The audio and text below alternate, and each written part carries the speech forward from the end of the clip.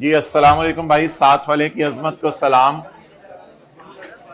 पहले वजह सुन लें। 113 दिन से वो आपको बर्दाश्त कर रहे हैं, तो इससे बड़ी और क्या बात हो सकती है।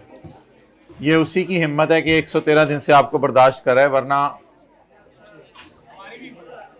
आपकी कोई हिम्मत। पे 64, आपका तो बर्दाश्त का मादा। पे 64।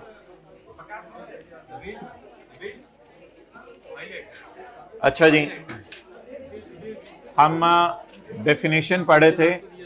ये पता नहीं, समझ नहीं आ रही इन लोगों को, इतने बड़े होके भी बात नहीं मानते। Page number 64। अच्छा जी, सी वाला पॉइंट दोबारा। सी तो कुछ भी नहीं है। कोई बाहर के मुल्क के लोग पाकिस्तान में आते हैं, वो बिल्डिंग वगैरह बनाते हैं, और उस बिल्डिंग के बनने में उसे 90 दिन से ज़्यादा अरसा अगर रुकें तो वो पी समझे जाएंगे। बस ये पॉइंट है। अच्छा मोहतरम, एजेंट जो होता है वो डिपेंडेंट स्टेटस का भी होता है। चपेड़ मारो इसको सारे। वो इंडिपेंडेंट स्टेटस, कितनी देर से मैं बता रहा हूं।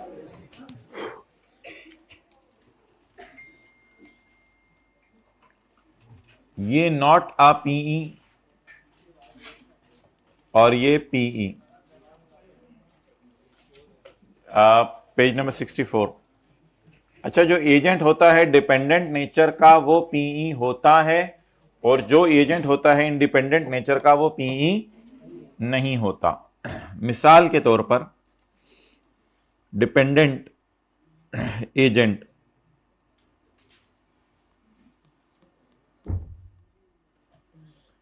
वसीम अकरम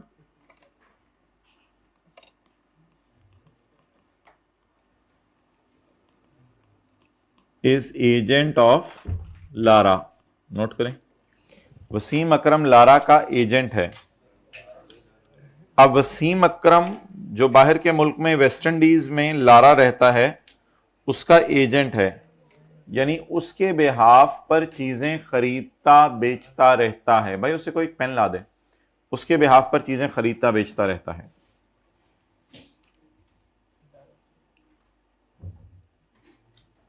नोट कर लिया?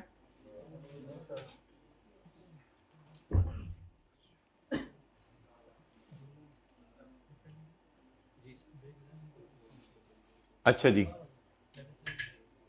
ये देखें जी, जो लेट आए हैं, एजेंट डिपेंडेंट भी होता है, इंडिपेंडेंट भी होता है। डिपेंडेंट का मतलब है कि एजेंट प्रिंसिपल पर टोटली डिपेंडेंट है, और इंडिपेंडेंट का मतलब है कि एजेंट प्रिंसिपल पर टोटली डिपेंडेंट नहीं है, बल्कि एजेंट क्या है, इंडिपेंडेंट है। ये किसी भी तरह से उस पर डिपेंडेंट नहीं है।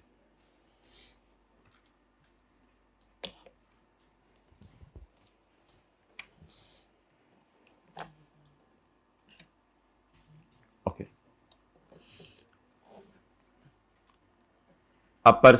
मतलब ये कि लारा अक्सर वसीम अकरम को पैसे भेजता रहता है, और वसीम अकरम पाकिस्तान से मैंगोज खरीद के मैंगोज जो है वो बेचता रहता है उसके बिहाफ पे, मिसाल के तौर पे। तो अगर लारा पैसे भेजेगा तो वसीम अकरम का काम चलेगा, अगर लारा पैसे भेजना बंद कर देगा तो वसीम अकरम का काम नहीं चलेगा। A person acting in Pakistan, a person acting in Pakistan, Wasim Akram ये एजेंट है, ब्रैकेट ना पढ़ें। On behalf of the person, on behalf of the person से मुराद यहां पे लारा है जो कि प्रिंसिपल है। A person, a Wasim Akram acting on behalf of Lara. If the Wasim Akram, if the Wasim Akram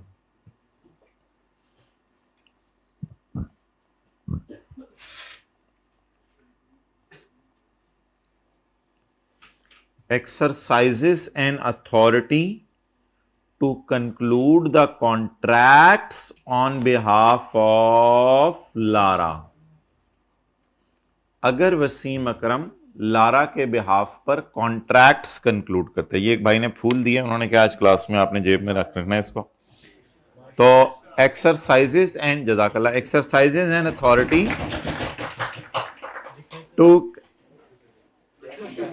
to conclude the contracts on behalf of a person. तो ये अथॉरिटी एक्सरसाइज करता है ताकि ये प्रिंसिपल के बिहाफ के ऊपर माय डियर क्या करे, कॉन्ट्रैक्ट्स कंक्लूड करें।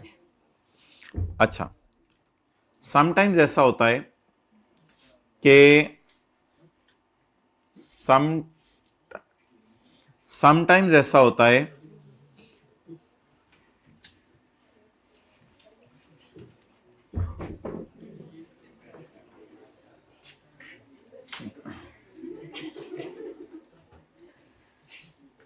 ओहो जाओ जाओ कॉपीज कराओ, मुझे ना दिखाओ,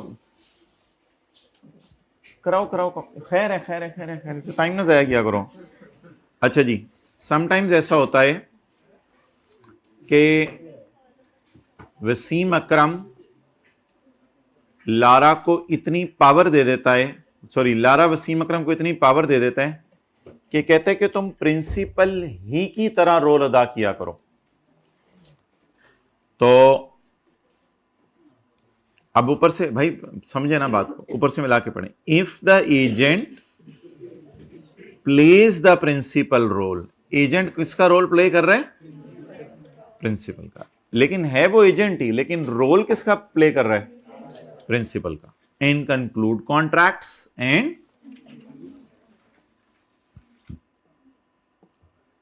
इसको ब्रैकेट में ले रहा हूं, and these contracts are in the name of Lara. असल में तो ये कॉन्ट्रैक्ट्स किसके नाम के हैं, लारा। इसमें कई दफा ऐसा भी होता है लारा ने अपनी कोई प्रॉपर्टी खरीदी होती है, उसकी ओनरशिप वो ट्रांसफर कराता है। For the transfer of ownership of property owned by that enterprise, that enterprise से मुराद अगेन लारा है। तो लारा ने कोई प्रॉपर्टी यहां खरीदी हुई है, उसके ऊपर भी जो है वो कह सकता है एजेंट को कि तुम मेरी प्रॉपर्टी बिकवाओ।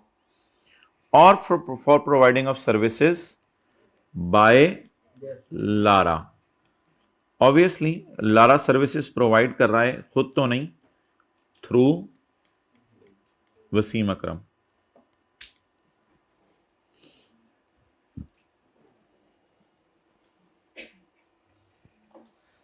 अच्छा, अब तसल्ली से एक दफा सब हजरात ने जो है वो बात को सुनना भी है, समझना भी है और समझदानी में बिठाना भी है।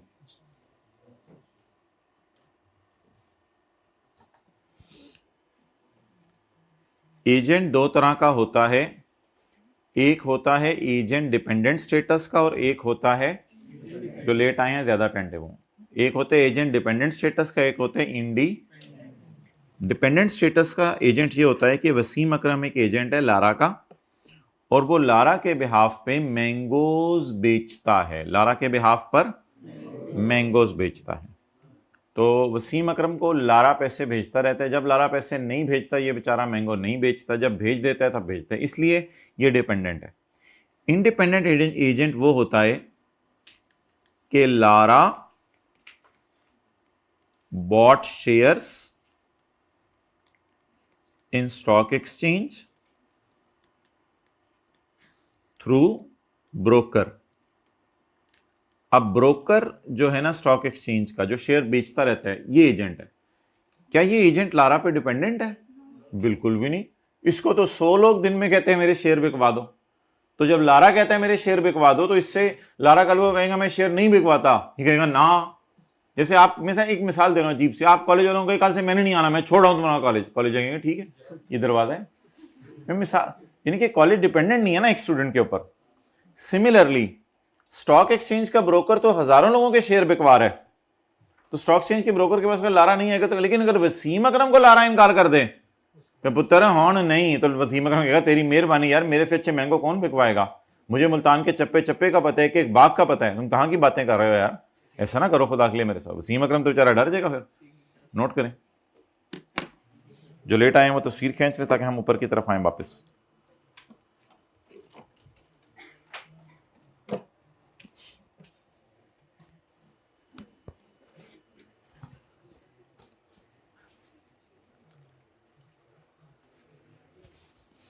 ओके डन, चलें जी।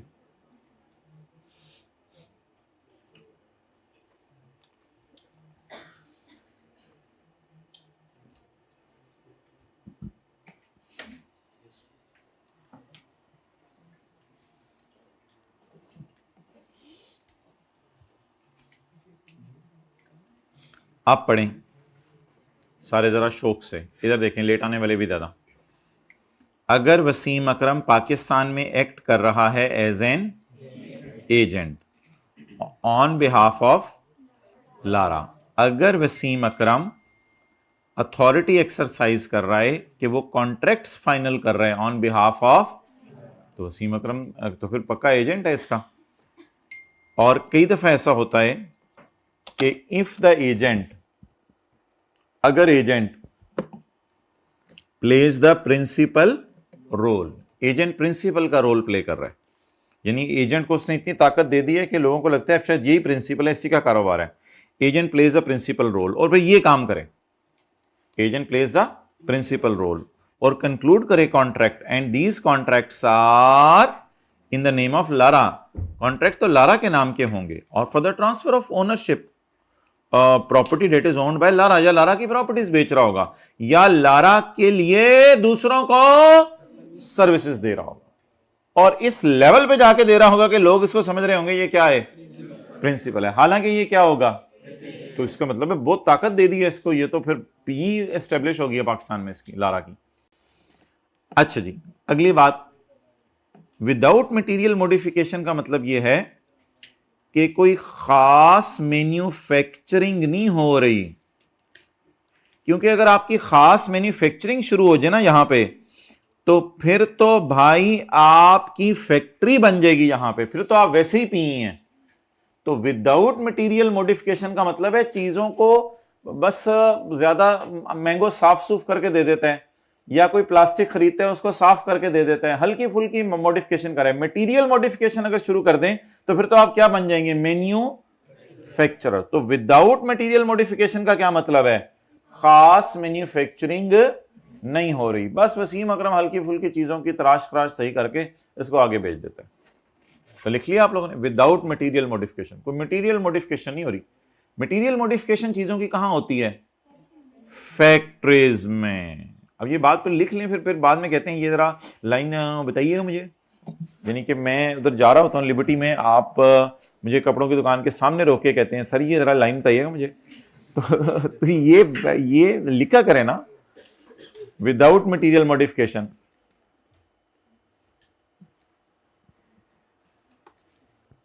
तो याद रखिएगा, एजेंट कोई खास मैन्युफैक्चरिंग नहीं कर रहा, वो तो फिर एजेंट फिर तो वो फैक्ट्री बन जाएगी। अच्छा,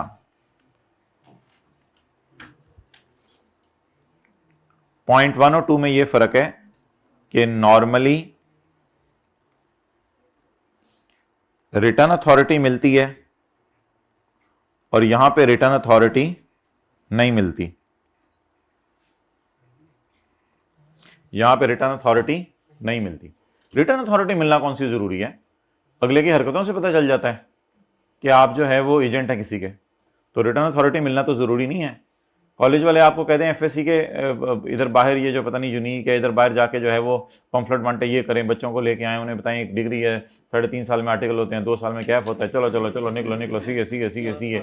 अब कॉलेज वाले ये कहें आपको और आप जाके कहीं ये काम करें और कॉलेज वालों ने लिख के ना दिया और आप काफी अरसे से कर रहे हो, तो भी आप एजेंट हैं, क्योंकि आपके पास रिटर्न अथॉरिटी तो नहीं है, लेकिन आपकी हरकतें बता रही हैं कि आप एजेंट हैं।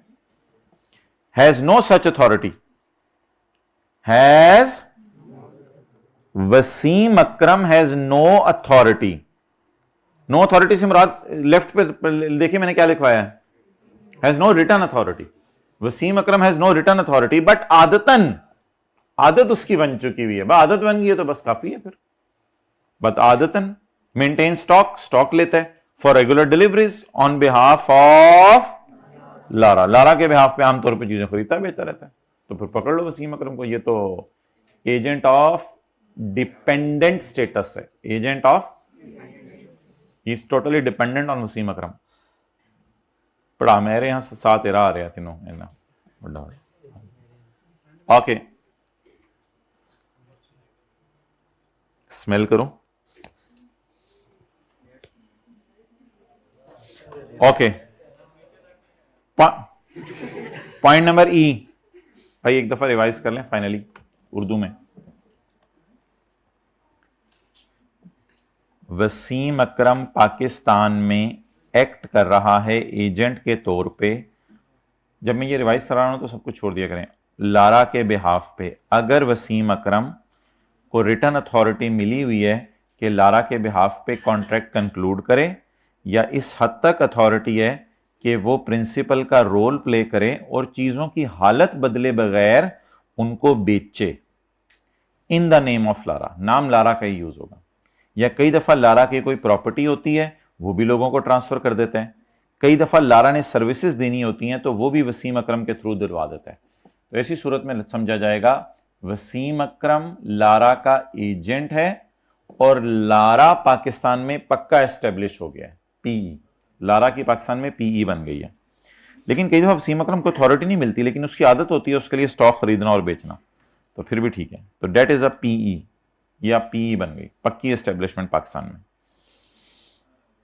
ओके, अब ऑब्वियसली ये 3-4 नंबर का अलग से आ सकता है। अच्छा, इंडिपेंडेंट एजेंट उसने ब्रैकेट में डाला हुआ है, other than independent agent acting in ordinary course of business. Broker का ऑर्डिनरी बिजनेस क्या है? Acting in ordinary business, selling shares for अवाम। तो फिर तो जहरी बात है, फिर हम क्यों लारा से डरेंगे? लारा कहे मैं जा रहा हूं तो जाओ, मेरे पास मारा आ जाएगा, मेरे पास कारा आ जाएगा, मेरे पास धारा आ जाएगा, मुझे क्या टेंशन है, तू तो जाना।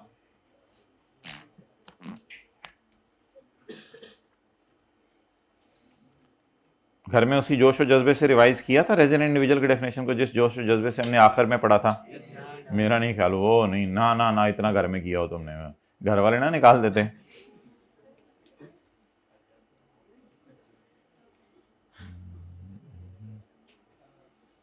बस ये कोई तो 1-2 दिन ही रह गए हैं, साथ वाले को जितना नेक बनाना है बना लें, फिर पता नहीं अगले सेशन में आपके साथ हो ना हो, किस क्लास में बैठा हो। हाँ जी, क्या? Selling shares of Awam for अवाम, ठीक है, फॉर कर लें। ओके, सेलिंग शेयर्स फॉर अवाम। अच्छा जी, आगे चलें।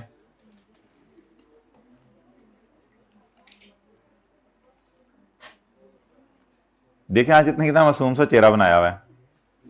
Point number G, G forgot, sitting not in class. A place of a business, a place of a business that is used or maintained by a person, a place of a business that is used or maintained by a person। ये मैं जाते हुए laptop के दरमियान में रखूंगा या किताब के। अच्छा, a place of a business that is used or maintained by a person if the person or an associate of person। अच्छा जी, पर्सन से मुराद इधर हबीबी है, हबीबी अरबी यूएई का बंदा है, और एसोसिएट से मुराद इंजमामुल हक है, उसका दोस्त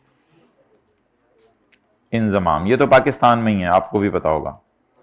इंजमाम 92 के वर्ल्ड कप में छक्के मारे थे, बॉल गुम हो जाती थी। Point number G, a place of a business, Habibi की प्लेस ऑफ बिजनेस है पाकिस्तान में, डेट इज यूज्ड और मेंटेन्ड बाय हबीबी। हबीबी उसको यूज करता है। कौन उसको यूज करता है? हबीबी।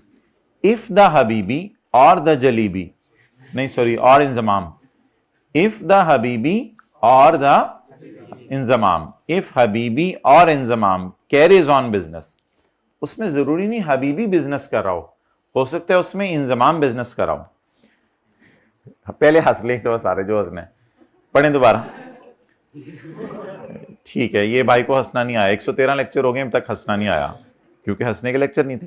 अ place of a business that is used और मेंटेन्ड बाय हबीबी और इंजमाम, उसका दोस्त है या उसका रिश्तेदार है या और कोई है। रिश्तेदार ये है कि वो इनके बड़ों ने उधर शादी की थी यूएई में। अच्छा, और an associate of a person carries on business at that place. अरब शेखों में शादी की थी, पाकिस्तानी शेखों में नहीं। अच्छा, और an associate of a person carries on business at that place और at another place in Pakistan. ये दोनों एक ही प्लेस पे भी बिजनेस कर सकते हैं, ये डिफरेंट प्लेसेस पे भी बिजनेस कर सकते हैं। एंड दैट प्लेस, और वो जगह या अदर प्लेस या किसी और जगह पे, हबीबी का लाहौर में बिजनेस है, इंजमाम का कराची में बिजनेस है।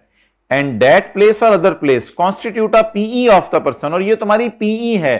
कैसे पीई है? शायद वो फैक्ट्री है, ब्रांच है, वर्कशॉप है, प्रेमिसेस फॉर सॉलिसिटिंग ऑर्डर्स है, और इज एसोसिएट। और business is carried on by the person, हबीबी बिजनेस कर रहा है, or an associate of person at the same place और एट मोर देन, घुमा घुमा के वही बात कर रहा है, एट द सेम प्लेस और एट मोर देन। लेकिन यह बात है कि they constitute complementary functions that are part of cohesive business operations. Complementary functions help out कर रहे हैं, यानी इंजमाम रॉ मटेरियल बना के देता है, टायर और हबीबी फिनिश गुड्स बनाता है गाड़ी। असल में आप ये दोनों मिल के काम डाल रहे हैं, तो समझा जाएगा हबीबी पाकिस्तान में पक्का एस्टेब्लिश हो गया है। पहले जरा थीम समझ लें। कई फॉरेनर्स होते थे, वो पाकिस्तान में पक्के एस्टेब्लिश नहीं होते थे, इंजमाम के जरिए बिजनेस अपना करते रहते थे, लेकिन बिजनेस उनका अपना होता था, इंजमाम को इसका कमीशन नहीं देते थे। हाँ, इंजमाम से ये डील होती थी कि छोटी सी फैक्ट्री तुम बना लो, रॉ मटेरियल बना के मुझे दे दिया करना, और फिनिश गुड्स मैं खुद बना लिया करूंगा, क्योंकि तुम्हारे पास इतना जो है वो टाइम है कि तुम रॉ मटेरियल बना लो, मैं फिनिश गुड्स पे फोकस करना चाहता हूं। तो इन लोगों को पकड़ने के लिए एक रूल बना है कि पर्सन्स अगर खुद आए या अपने एसोसिएट से काम करें पाकिस्तान में, तो हर सूरत में ये क्या समझे जाएंगे कि पाकिस्तान में पक्के एस्टेब्लिश हो गए हैं। अब आप लाइन पढ़ेंगे, घर में याद करेंगे, तो थोड़ा सा टाइम तो लगेगा, क्योंकि रेपिटेशन है बार बार एक ही चीज की, लेकिन हम भी एक दफा दोबारा पढ़ लेते हैं। तो आप ये पहली सारी चीजें नोट कर लें, जो तीन चार चीजें मैंने लिखी हैं, फिर आगे चलते हैं।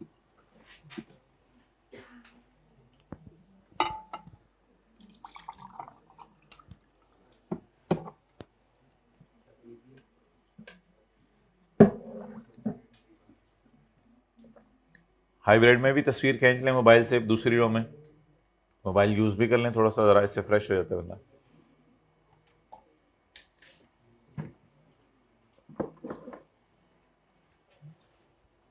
Okay,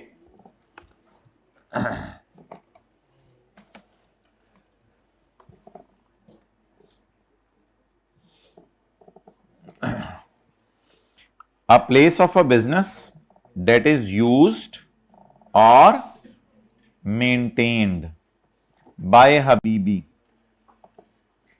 if the Habibi or Inzamam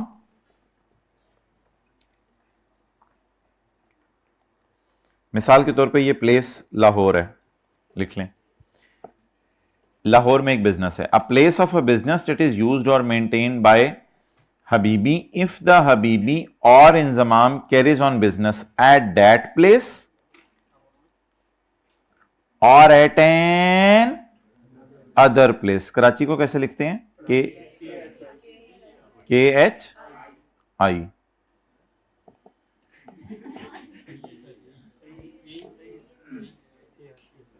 अच्छा, ठीक है, ठीक है, तो बस के से पता चल रहा है ना।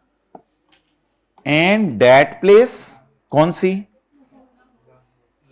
और other place constitutes a PE of हबीबी, और कॉन्स्टिट्यूट पीई याद रखिएगा as per point A, constitute PE as per point A in this para. Point A के मुताबिक ऑलरेडी ये जगह उनकी क्या है? पीई। लेकिन अब असल में इन दोनों को एक करना चाह रहा है वो, हबीबी को और इंजमाम को। या कहते हैं, मैं खुल के समझाता हूं, या business is carried on by the person हो सकता है हबीबी कर रहा हो बिजनेस या इंजमाम कर रहा हो बिजनेस, एट सेम प्लेस, उसी जगह दोनों बिजनेस कर रहे हो, और at more than one places, एक ही जगह बिजनेस कर रहे हो दोनों, या एक से ज्यादा जगह होता है, दोनों ही लाहौर में हो, दोनों ही कराची में हो, या दोनों डिफरेंट शहरों में हो, and that constitute a help out functions that are part of जुड़े हुए बिजनेस ऑपरेशन ऑफ बोथ, ये दोनों के जुड़े हुए बिजनेस ऑपरेशंस हैं, इनको जोड़ा जा रहा है। Okay, so let's have a quick look at the definition of permanent establishment. permanent establishment की definition पे quick look। अच्छा जी, permanent establishment में बस ये होता है कि अक्सर नॉन रेजिडेंट्स ना पाकिस्तान में पक्का एस्टेब्लिश होने की कोशिश करते हैं, तो उनको पीई कहते हैं, उनकी टैक्सेशन हमारे सिलेबस में नहीं है। तो management, branch, office, factory, workshop, orders लेने की जगह, वेयर हाउस, सेल, एग्जीबिशन, जैसे लाइजन ऑफिस मैंने आपको बता दिए थे कौन से पीई हैं कौन से नहीं है, तो ये पीई हैं। और अगर में आके कोई नेचुरल, पाकिस्तान में आके कोई नेचुरल रिसोर्सेज निकालना चाह रहा है वो भी पीई है, या पाकिस्तान में किसी की ज़रूरी ज़मीन है तो वो भी पीई है। और पाकिस्तान के अंदर अगर कोई वर्चुअल बिजनेस कर रहा है वो भी पीई है। लेकिन अगर बिल्डिंग कंस्ट्रक्शन का काम कर रहे हैं तो फिर आपको कम से कम 90 दिन के लिए किसी 12 महीने में स्टे करना पड़ेगा, then you will become a PE. साल में नहीं, किसी भी 12 महीने में आपको 90 दिन स्टे करना पड़ेगा। और अगर आप सर्विसेज दे रहे हैं अपने जरिए या एम्प्लॉइज के जरिए तो भी you will be considered as PE. उसके बाद हमारी आज एजेंट वाली बात हुई है कि डिपेंडेंट वाला agent is a PE, independent वाला agent is not a PE. उसके बाद हमने कहा था कोई इक्विपमेंट आप इंस्टॉल कर दें, मैच के सैटेलाइट वगैरह कैच करने के लिए सारी चीजें, या कोई प्रॉपर्टी हो पाकिस्तान में, जैसे मैंने इनका प्रॉपर्टी कहा था, आपका कोई घर है पाकिस्तान में जिससे आप किराया कमा रहे हैं, तो फिर तो लारा ने बहुत घर खरीदे हुए पाकिस्तान में, फिर भी आप पाकिस्तान में पक्के स्टेब्लिश हो गए हैं। और ये एक नया पॉइंट आया हुआ है जिसमें पर्सन और उसके एसोसिएट की बात है, तो ये पॉइंट जी 2-3 नंबर का अलग से टेस्ट हो सकता है पर्सन और एसोसिएट का नाम लिख के, और पॉइंट ई भी 2-3 नंबर का 4 नंबर का अलग से टेस्ट हो सकता है जिसमें एजेंट पूछ सकता है, क्योंकि इन पॉइंट्स में काफ़ी तफसील है, तो इनको वो एज इट इज़ आपसे जो है वो पूछ सकता है। ओके, कल की जो हमारी डिस्कशन चल रही थी रेजिडेंट की डेफिनेशन, उसके ऊपर जो है वो आप हजरात तशरीफ ले आए। अच्छा, अब आप मुझे ये बता दें माय डियर कि हमने एक सेल्स टैक्स का न्यूमेरिकल करना है जो आपको टर्म टेस्ट में दिया था, एक हमने वो न्यूमेरिकल करना है, एक इनकम टैक्स का न्यूमेरिकल है लॉसेस का, वो न्यूमेरिकल जो है वो इस पे तकरीबन कोई 30-40 मिनट लगेंगे, और इसके ऊपर तकरीबन कोई 40-50 मिनट लगेंगे। ये इनकम टैक्स का न्यूमेरिकल मैंने आपको किताब में नहीं डाल के दिया हुआ, क्योंकि इसमें आई कैप में सोल्यूशन में मसला था, आई कैप का अभी तक रिप्लाई नहीं आया, अल्लाह करे आज आ जाए, तो इस वजह से ये थोड़ा सा पेंडिंग हुआ हुआ है। अब ये कल इसी टाइम आके कर लें, या हमारी जो क्लास एक्स्ट्रा होनी है date will be on Friday, Friday को हमारी क्लास है। किस टाइम, बस एक ही दफ़ा आपको बुलाया जा रहा है थोड़े से टाइम के लिए, फ्राइडे 28 नहीं क्या है 7 तारीख, तो फ्राइडे को 7 तारीख को इंशाल्लाह 7 तारीख को सुबह 8 बजे, तो ये आपके पास ऑप्शन है। अब ये या तो ये एक उस दिन कर लें या कल बुला के इसे नॉर्मल क्लास में कर लें। कल बुला के इसे नॉर्मल क्लास में करने वाले हाथ खड़ा करें। अच्छा जी, ये तो बहुत थोड़े लोग हैं, और उसी दिन करने वाले हाथ खड़ा करें। उस दिन आना तो है ही, तो और भी कुछ मैं न्यूमेरिकल या चीज़ें बना के लाऊंगा, तो ठीक है फिर उसी दिन फ्राइडे को ही कर लेंगे। ओके, अच्छा जी, आज एक्स्ट्रा क्लास में बता दूंगा एंड पे, अभी मुझे चलने दें, मैं देखता हूँ। ओके, बाकी को फटाफट तो क्लास के बाद आ जाए मेरे पास। अच्छा ओके, फड्डा और चाय, ये देखो फड्डा मैंने कहा और ये कह रहे हैं चाय। अच्छा माय डियर, अब आप तशरीफ ले आए चैप्टर 4 में। चैप्टर 4 में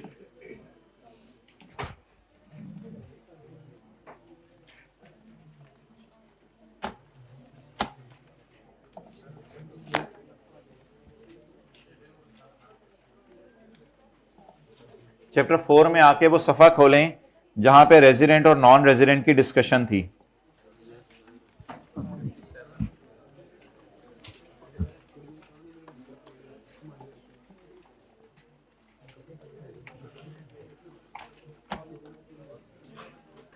अच्छा जी,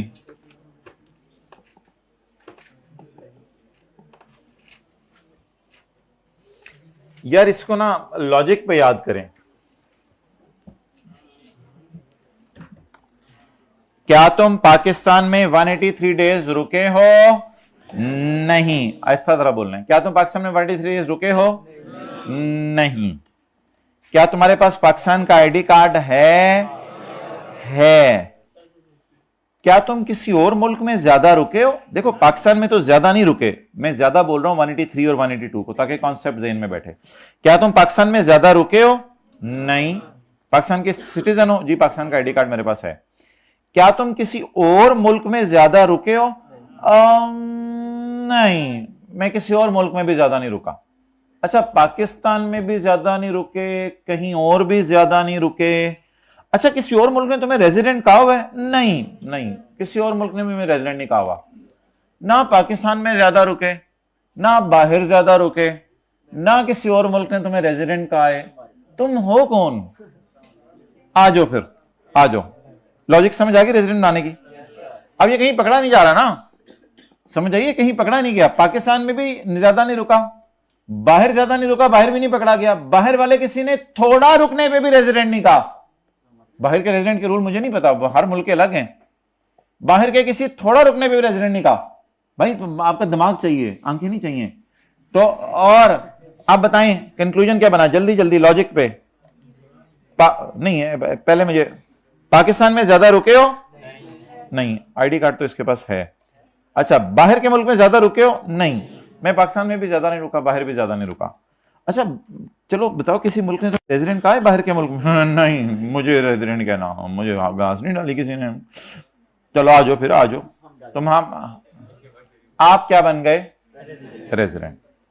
अच्छा, लेकिन यहां से देखें ना, आप पाकिस्तान में 183 डेज ज्यादा रुके हो? नहीं।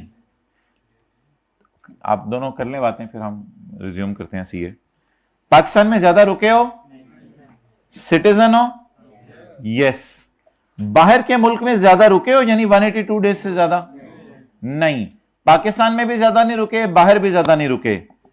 क्या तुम्हें यूके यूएई में से किसी मुल्क ने रेजिडेंट कहा है? मुझे नहीं पता, ये सवाल बताया करेगा। ये मुझे नहीं पता, ये सवाल बताया अपने ही नहीं, ये सवाल बताया करेगा। अगर सवाल में कुछ नहीं लिखा हुआ तो मैं तो ये क्या करूंगा, किसी और मुल्क ने इसको रेजिडेंट करार। अब अगर किसी और मुल्क ने इसको रेजिडेंट करार नहीं दिया तो आज आके पकड़ लें ये बंदा क्या बन गया? रेजिडेंट। अच्छा, इसको मैं जरा बिट चेंज करता हूं, इसको मैं थोड़ा सा चेंज करता हूं। और अच्छा, यूके में कितना था? 100, यूएसए में 100, पाकिस्तान में 165। अच्छा, और उन मुल्कों में नॉट डिक्लेयर्ड रेजिडेंट। ये हमारी हो गई एग्जाम्पल नंबर 1, यानी हम सारे सिनेरियोस कवर कर लेते हैं। कंक्लूजन बता दें, ये मेरी एग्जाम्पल नंबर 1 हो गई। कंक्लूजन बता दें, इधर देखिए ऊपर ऊपर। पाकिस्तान में ज्यादा रुके, सिटीजन है। बाहर के मुल्क में ज्यादा रुके, नहीं। पहले नोट कर रहे हैं, इनको जरा नोट करना, कॉन्सेप्ट तो समझ लें। पाकिस्तान में ज्यादा रुके, नहीं। सिटीजन है। बाहर के मुल्क में ज्यादा रुके, नहीं। किसी और मुल्क ने रेजिडेंट डिक्लेयर किया है, नहीं डिक्लेयर किया। आप बता दें ये बंदा क्या है? रेजिडेंट। अभी आप लोगों ने नोट नहीं करना। एग्जाम्पल 2,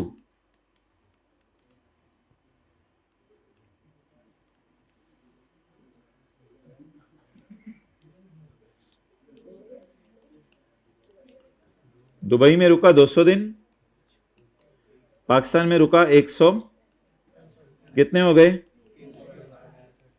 ये बंदा क्या है? सिटीजन है। पाकिस्तान में ज्यादा रुके हो? नहीं। सिटीजन हो? ये पूछना है, ये पूछना है। सिटीजन हो? हाँ। दुबई में ज्यादा रुके हो?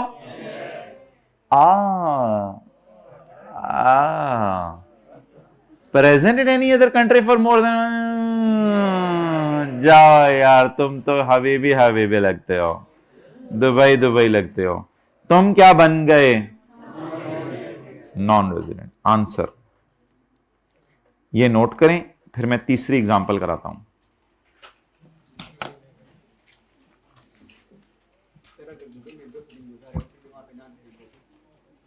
उससे कोई फर्क नहीं पड़ता, बस दिन गुजारना काफी है। भाई दूसरे मुल्क में 182 से ऊपर रुक गया तो बस फारग है हमारी नजर में, फिर तो दूसरों का है ना, फिर तो हमारा नहीं है। जिस तरह अम्मी नहीं कहती तू तो रहता ही होते हैं, तो रहता ही कॉलेज है, रहता ही दोस्तों के पास है, तेरे पास टाइम नहीं घर आने का।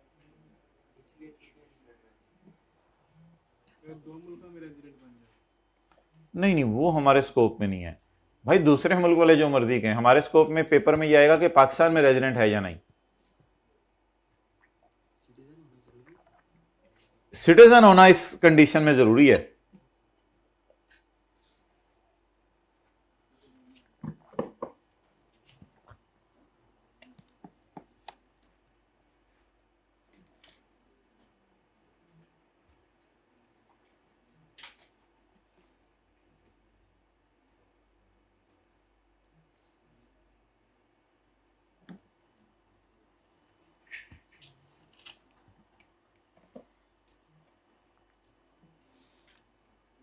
अच्छा, इसकी आप लोगों में माशाल्लाह शायद बड़े होकर पढ़ाएं चीज़ें, तो इसमें देखें 3 एग्जाम्पल्स हम बना सकते हैं, क्योंकि डायग्राम एक यहाँ आके रुकी है, एक यहाँ आके रुकी है, एक यहाँ आके रुकी है, तो फिर कितने किस्म की एग्जाम्पल्स बना के टीचर समझा सकता है?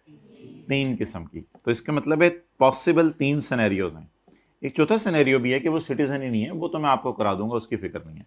तो मैक्सिमम 3 एग्जाम्पल्स बन सकती हैं, वो तीनों मैं आपको कराने लगा हूँ। तीसरी एग्जाम्पल, अब आपको समझ आ गई होगी मैं क्या कराने लगा हूं। तीसरी एग्जाम्पल जी, जर्मनी में रुका है 110 दिन, जापान में रुके 90 दिन, और पाकिस्तान में रुके 165 दिन, और सिटीजन है, और जर्मन लॉ में रेजिडेंट है। जर्मनी वालों ने इसको रेजिडेंट कह दिया। चलें जी, अब देखें हमने क्या कहना है। सवाल पूछना शुरू करें, बिस्मिल्लाहिर्रहमानिर्रहीम पढ़ के सवाल पूछना शुरू करें। क्या तुम पाकिस्तान में 183 डेज से ज्यादा रुके हो? चलो शुक्र है, ये नहीं है तो फिर आगे चलें। अभी नोट कर रहे हैं, अभी नोट कर रहे हैं, मैं समझा रहा हूं। पाकिस्तान में 183 डेज से ज्यादा रुके हो?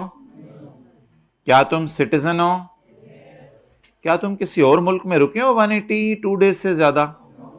पाकिस्तान में भी ज्यादा नहीं रुके, बाहर भी ज्यादा नहीं रुके, तो बात तो यहां पहुंची हुई है इस वक्त। क्या तुम्हें किसी और मुल्क ने घास डाली है? हाँ, जर्मनी वालों ने मुझे रेजिडेंट कह दिया। जाओ फिर, जाओ जा। तू हमारी नजर में क्या है? Non resident. कितने लोगों को जवाब पता चल गया था? जी सबको पता चल गया माशाल्लाह। तो आंसर क्या है? Non resident.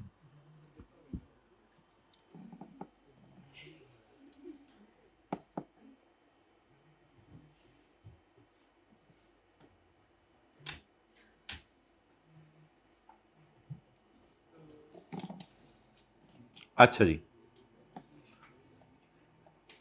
अब जो आई कैप में सवाल जिस तरह के आता है, मैं वो कराने लगा हूं। वो किस तरह का सवाल आएगा? वो सवाल आएगा मेरे ख्याल से शायद इस तरह का, हाइब्रिड में लेट आने पे वो सवाल आएगा इस तरह का। नोट कर लिया?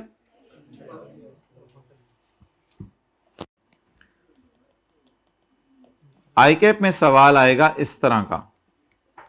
अफगानिस्तान में रुका 100 डेज, और जर्मनी में रुका 100 डेज, और पाकिस्तान में रुका 165 डेज, और सिटीजन है। आप बता दें इसका जवाब आप क्या देख के आएंगे? ये और कोई सिनेरियो नहीं है, ये मैंने आपको पहले वाला सिनेरियो बना के दिया, एग्जांपल 1 ही करा रहा हूं आपको दोबारा। जी, पाकिस्तान में ज्यादा रुका, सिटीजन है, बाहर ज्यादा रुका। आप ना इसको समझे वर्किंग। जब सवाल आया करना है ना, तो आपने ये चीजें लिस्ट डाउन कर लिया करनी है। सवाल आते ही, सवाल आते ही इन चीजों को अलग से वर्किंग में नोट कर लिया करना है, ताकि सवाल करना आसान हो। फिर सवाल पूछा करना है। पाकिस्तान में ज्यादा रुका? नहीं। बाहर ज्यादा रुका? नहीं। सिटीजन है? जी। क्या किसी मुल्क ने रेजिडेंट करार दिए हैं, हमें नहीं पता, सवाल नहीं बता रहा। मेरे ख्याल से इसमें अगर बच्चा ये आंसर देके आ जाए कि ना पाकिस्तान में ज्यादा रुका ना बाहर ज्यादा रुका, तो किसी मुल्क ने रेजिडेंट तो इसको कहा नहीं होगा, सवाल में लिखा नहीं हुआ। तो मेरे ख्याल से अगर बच्चा ये जवाब देके आ जाए कि इस वजह से इसको हमने क्या बना दिया है, ना पाकिस्तान में रुका ज्यादा ना बाहर रुका, अब इसको पकड़ लो, ये तो पहली एग्जांपल बन गई ना। या अगर एग्जामिनर कोई ज्यादा टींग पड़ांग हो तो वो ये वाला जवाब भी आपसे एक्सपेक्ट कर सकता है। वो क्या जवाब एक्सपेक्ट कर सकता है,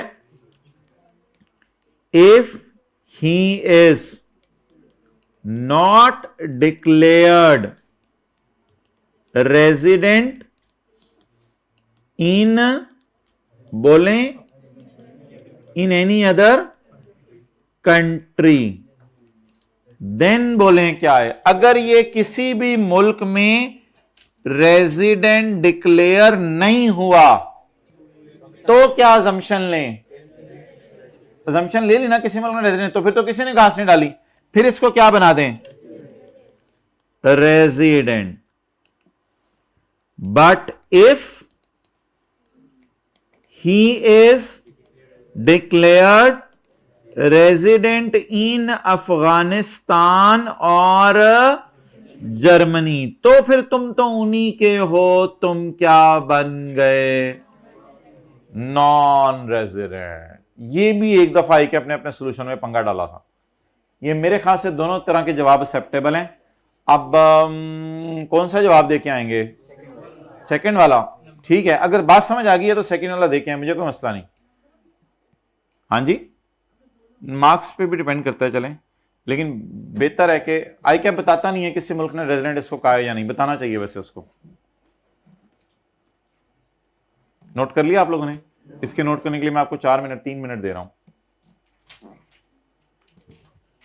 भाई कॉन्सेप्ट समझ आ गया हुआ है? अभी ये सवाल जवाब क्या देने, कॉन्सेप्ट समझ आ गया हुआ है?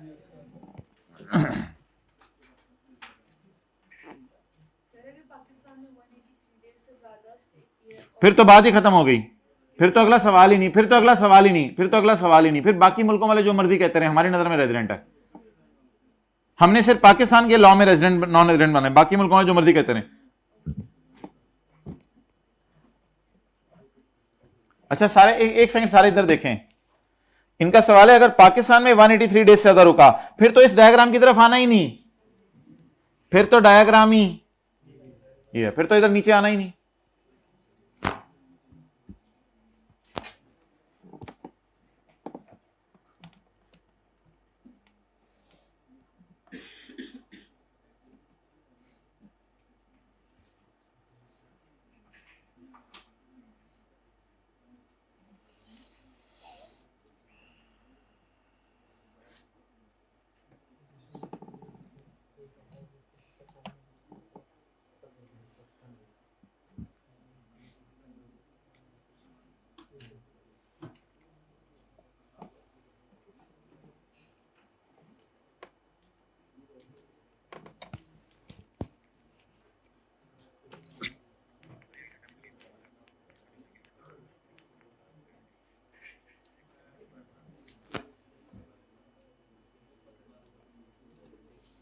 सर रेट तो वैसे भी शुरू में डिसाइड होते हैं और वो आगे वैसे भी उसने लिखा हुआ एक्सपेक्टेड।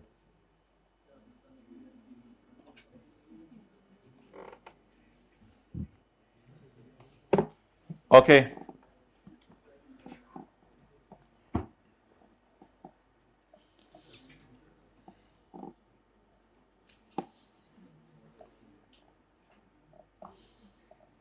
अच्छा जी, इसको हम कहेंगे फर्स्ट क्राइटेरिया, इसको क्या करेंगे बोलें सेकंड क्राइटेरिया।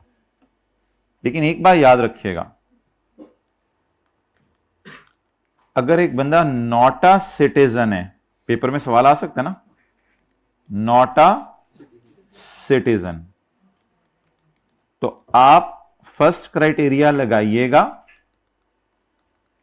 फर्स्ट क्राइटेरिया लगाइएगा और लिख आइएगा second criteria not applicable, second criteria इसके लिए एप्लीकेबल ही नहीं है। और अगर पेपर में सवाल आया सिटीजन का, तो फिर आपने बोथ क्राइटेरिया को अप्लाई करना है। फिर आपने पहला क्राइटेरिया भी लगा के देखना है माय डियर, उसमें ना बने तो दूसरे क्राइटेरिया में लगा दीजिएगा। तो दोनों क्राइटेरिया बताएं कब डिस्कस करके आने हैं, जब वो सिटीजन हो। और कौन से क्राइटेरिया के बारे में लिख आना है कि this criteria will not be applied, जब वो सिटीजन ना हो तो लिख आइएगा सिर्फ मैं पहला क्राइटेरिया लगा रहा हूं, दूसरा नहीं लगा रहा। किस सवाल पे लगाया करना है भाई, मेरा तो मशवरा है हर सवाल पे लगाया करें आज के बाद।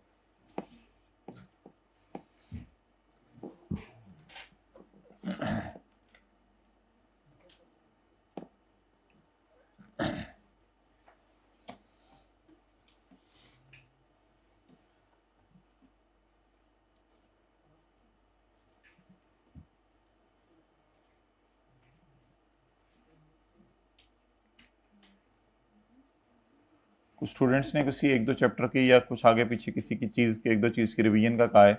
अगर वो मैंने मुनासिब समझा तो मैं फिर किसी भी दिन हफ्ते में आपको जूम मीटिंग का लिंक भेज दूंगा, उसकी रिवीजन कर देंगे, उसकी रिकॉर्डिंग भी शेयर कर देंगे। शुक्रिया hybrid second row boys. Okay, तो मैं हर एतबार से अवेलेबल हूँ। अच्छा, अब आगे चलें जी। और फरवरी के पहले 2 हफ्ते तो हम जूम मीटिंग भी कर लिया करेंगे मंडे को, अगर आपके कोई सवाल जवाब हुए। बहरहाल अभी तो फ्राइडे को मिलना है, तो उस दिन भी जो सवाल हुए आप लिख के ले आइएगा ताकि मेरे से कर लें। अच्छा, अब जरा बात गौर से सुननी है अगली, और बड़ी इंपॉर्टेंट बात है। कोई इंपॉर्टेंट क्वेश्चंस जो कम से कम कर लिए जाए उनकी मैं आपको लिस्ट दे दूंगा कल इंशाल्लाह। अब जो अगली सबसे इंपॉर्टेंट बात है, अब ये आप निकालें जरा, क्या कहते हैं, लेटेस्ट अटेम्प्ट का जो सवाल है उससे पिछली का।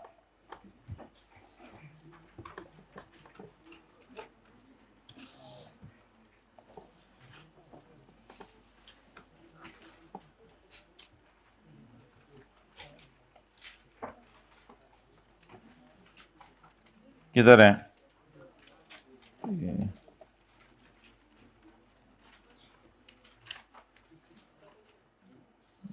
ये क्वेश्चन 3 ऑटम मार्च 2024। अब हम इंशाल्लाह समझे आपके हाथ के अंदर बस आम भी कटा हुआ है और ग्राइंडर भी तैयार है, आपने बस अंदर डालना है और कुछ भी नहीं है इंशाल्लाह, तो रिलैक्स हो जाए। Arshad Emirati gold merchant arrived in Pakistan for the first time. यार मेरे ख्याल से तो इस पर सेकंड क्राइटेरिया ना लगाइएगा, क्योंकि पाकिस्तान में जिंदगी में पहली दफा आया तो आईडी कार्ड फिर इसके अब्बू ने इसका बनवाया होगा इधर आके। ये तो एमिरेट्स का बंदा है, एमिराती बंदा है, तो पाकिस्तान में पहली दफा आया है, तो मुझे तो सिटीजन ही नहीं लग रहा। तो बस इसको फिर क्राइटेरिया 1 इस पे लगाइएगा, इट्स इनफ। उसमें क्या है, और अगला भी देख लें। मैं भी दोनों लिखवाता हूं माय डियर। चांगली, पता नहीं क्या चांगली, चांगली। ओके, आप लोग अगर चाइना दोस्त हैं आपके तो मुझे क्या, मैं चांगी पढ़ने में पंजाबी में उसे बुलाऊंगा, मेरी मर्जी है। Changli a Chinese sugar manufacture arrived in Pakistan on जकम मार्च 23। अच्छा, आप ये बोंगी सी होगी इसको सिटीजन एज्यूम करना। अगर कोई बंदा इसको सिटीजन एज्यूम कर ले, मुझे तो कोई तुक नहीं नजर आ रही कि चांगली अपनी अम्मी को लेके, मांगली को लेके इधर आया होगा और आगे कहा होगा अम्मी अम्मी मुझे पाकिस्तान का आईडी कार्ड दिलवाएं। मुझे तो नहीं, आपको लग रहा है? मुझे गुस्से से क्यों देख रहे हो, आप जानते हो उसको? तो चांगली अपनी मांगली अम्मी को लेके आया होगा इधर कि मुझे आईडी कार्ड दिलवाएं पाकिस्तान का। तो अच्छा, वैसे जरा, तो इसमें सिंपल, ये आपके टेस्ट में सवाल आया था, तो इसमें सिंपल आपने कौन सा क्राइटेरिया लगाना था? Only first, only first. जरा आई कैप का सोल्यूशन में जाके देखने लगाऊं। आप जरा आंखें बंद कर लें, खोल के रखें आंखें, उसमें क्या बात है, हम कोई ऐसी चीज देख रहे हैं तो आंखें आप खोल के रखें, कोई बच्चों की पहुंच से दूर रखने वाली चीज नहीं है। बस भाई हर वक्त ध्यान रखिएगा, मोबाइल आपके हाथ में तो अल्लाह आपको देख रहे हैं। बस ये अगर साथ वाले का आपने ईमान बना दिया ना, तो सबसे बड़ा तोहफा आप उसको दे रहे हैं जाते हुए, और मुझे भी एहसास दिलाते रहा करें चलते फिरते अल्लाह देख रहे हैं। अच्छा जी,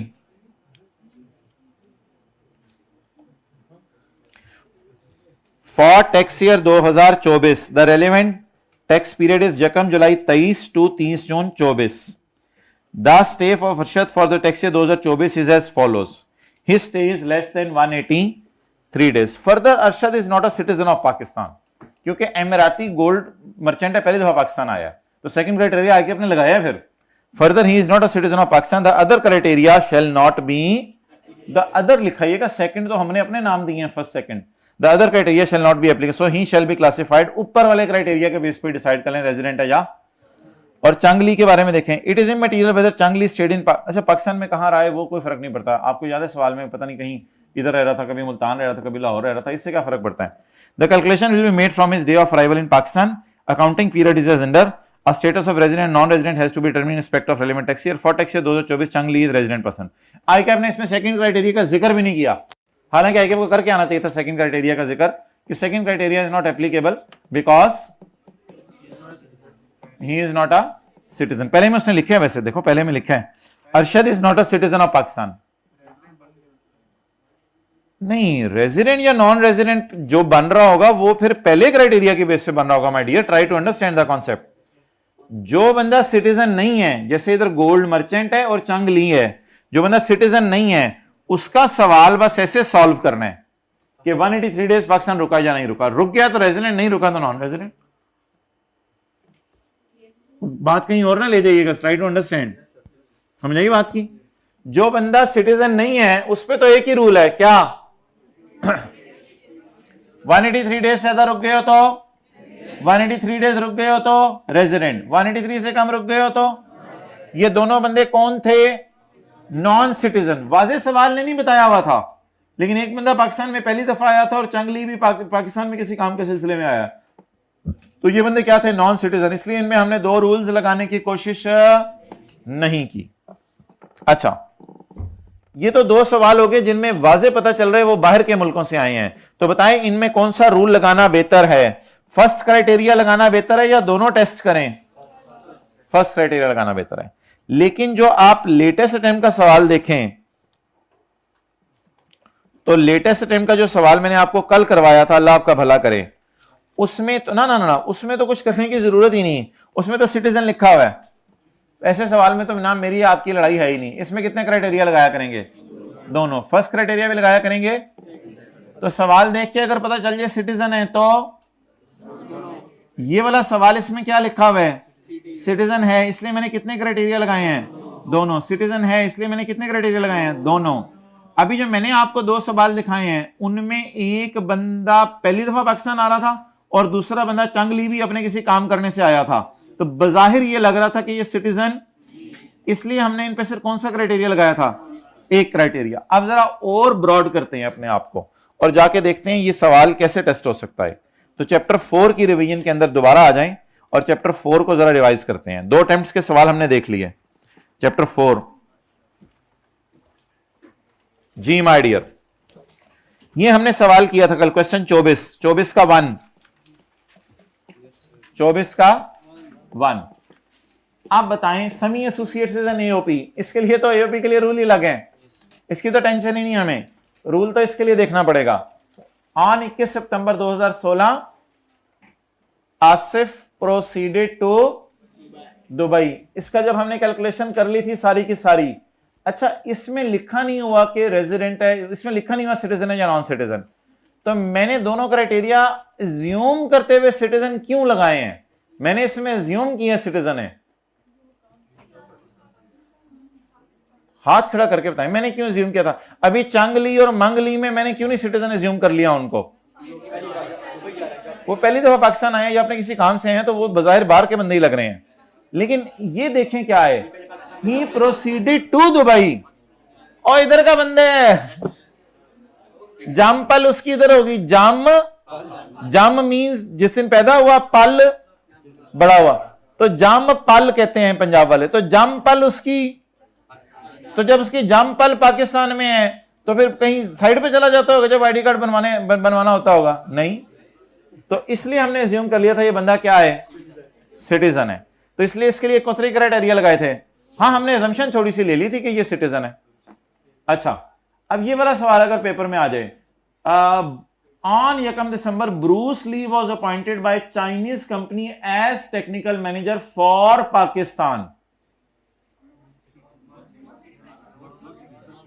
हाँ, मेरे ख्याल से तो लिख लें, इसमें फर्स्ट क्राइटेरिया ही लगाइएगा बस। ब्रूस ली को पाकिस्तान भेजा किसने? चाइना की कंपनी ने। ये ली शी नहीं खत्म हो रहे, वो एल आई वाला ली था, ये एल डबल ई वाला ली है, पता नहीं इन दोनों में क्या फर्क है। अच्छा, आगे question number 28। Jean Francois, a French designer, often visits to Pakistan. लेकिन मुझे तो नहीं, नॉन रेजिडेंट रेजिडेंट नहीं, खुदा के लिए रेजिडेंट नॉन रेजिडेंट बोल रहे हैं ये लोग। I am going from here. तो जीन फ्रैंकोइस जो है वो, मेरा नहीं ख्याल इसमें assumption आपको देने की जरूरत है कि I assume he is a citizenship of Pakistan. French designer है, कभी कभी पाकिस्तान आता रहता है, तो पाकिस्तान आके नादरा के दफ्तर में तो नहीं हाजिरी देता होगा, मुझे तो नहीं लग रहा कहीं। मेरे ख्याल से इस पे फर्स्ट क्राइटेरिया लगा के आइएगा। बाकी अगर कोई मसला है तो क्लास के बाद जनरेटर के पास मिलते हैं इंशाल्लाह। अच्छा, but please keep on doing practice, practice करें। अच्छा जी, question 17। Ramiz proceeded to Saudi Arabia on 24 December. Ramiz proceeded to Saudi Arabia on 24 December. यहां वैसे दोनों क्राइटेरिया लगा के देख लीजिएगा, क्योंकि रमीज अपना बंदा ही लग रहा है, नाम से नहीं देखना, यानी उसकी हरकतों से देखना है, तो ये अपना बंदा ही लग रहा है। तो यहां पे आप लगा के देख लीजिएगा दोनों क्राइटेरिया। यार इसमें तो वैसे ही बात खत्म है ना, ये तो गवर्नमेंट का एम्प्लॉई है। और इसमें भी मुझे नहीं लग रहा, स्मिथ था Nigerian football coach, came to Pakistan, Pakistan आया है, इसको बिला वजह आप एज्यूम करेंगे, एज्यूम इसकी जामपल पाकिस्तान में है, सिटीजन है, तो फिर ये तो यानी कि स्मिथ की अम्मी जो है वो सिम्पसन जो है वो शादी करके जो है वो जॉन के साथ इधर आई थी, तो अजीब सी बात होगी। रशीद के साथ भी हो सकती है, वो फिर आगे रशीदा नाम रख लेती। ओके,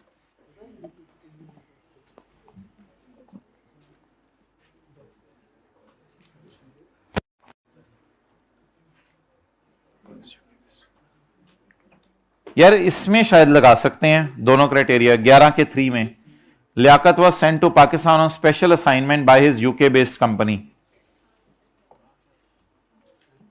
ना लगाएं, वैसे ना लगाएं, Liaquat was sent to Pakistan, नाम थोड़ा सा धोखा है इसमें, लेकिन अगेन जजमेंटल है ये चीजें यार, थोड़ा हल्का फुल्का तो चलेगा, हार्ड एंड फास्ट तो रूल में नहीं बना सकता। आई कैप को चाहिए कि सवाल में बताए सिटीजन है या नॉन सिटीजन है, आई कैप को ये चाहिए बताए, लेकिन इस लाइन से वैसे जजमेंट से लियाकत पाकिस्तान आया है यूके बेस्ड कंपनी की तरफ से। वॉज सेंट टू पाकिस्तान मतलब है कि यूके का ही बंदा लग रहा है मुझे, तो शायद जम्पल भी उधर ही हो। तो सुहेला आंटी ने जब सुहेल से शादी की थी, यूके में दोनों रह रहे हैं शुरू से ही। अच्छा, तो ठीक है। अच्छा, जब माय डियर जब डिसाइड हो जाना है ना कि दोनों क्राइटेरिया लगाने हैं, तो फिर आप लोगों ने फौरन एक वर्किंग खोलनी है।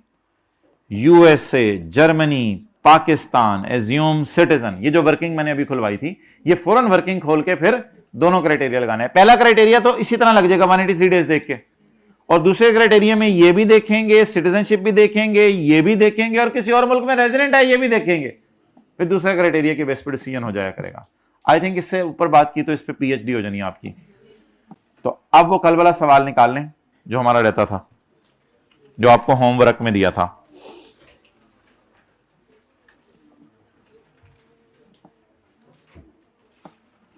यार साथ वाले को इज्जत दिया आपने पूरा सेशन,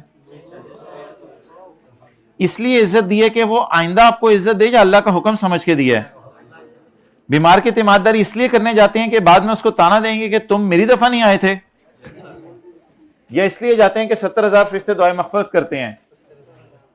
इस पे अलग क्लास किसी दिन रखेंगे इंशाल्लाह। अच्छा, क्वेश्चन नंबर 32।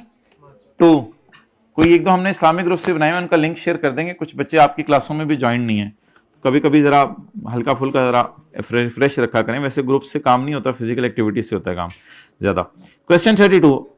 भाईजान अब साथ वाले सोते को जगा दें और खोते को उठा दें। खोया हुआ है जो अपनी सोच में, गलत सोचना आपसे सीखे कोई।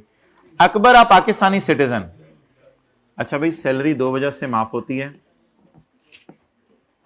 या तो आप बाहर के मुल्क में, या तो साया देखें, या तो आप बाहर के मुल्क में आप पे का, ये अजीब से ना किया करो, हाँ try to be professional. And be a gentleman please. अच्छा, इन होल लाइफ मुझे ये बताएं कि क्या इज इट पॉसिबल, हाँ सैलरी कब माफ होती है भाईजान? सैलरी 2 दफा माफ होती है, या तो आप बाहर के मुल्क में टैक्स पे कराएं, या आप जो है वो सिटीजन हैं और बाहर के मुल्क में नौकरी कर रहे हैं और साल के आखिरी दिन बाहर हैं, फिर चाहे टैक्स पे करें ना करें, यू विल बी माफ, आपकी सैलरी माफ है। तो सैलरी कितनी कितनी सूरतों में माफ हो सकती है फॉरेन सैलरी? 2 सूरतों में। नंबर 1,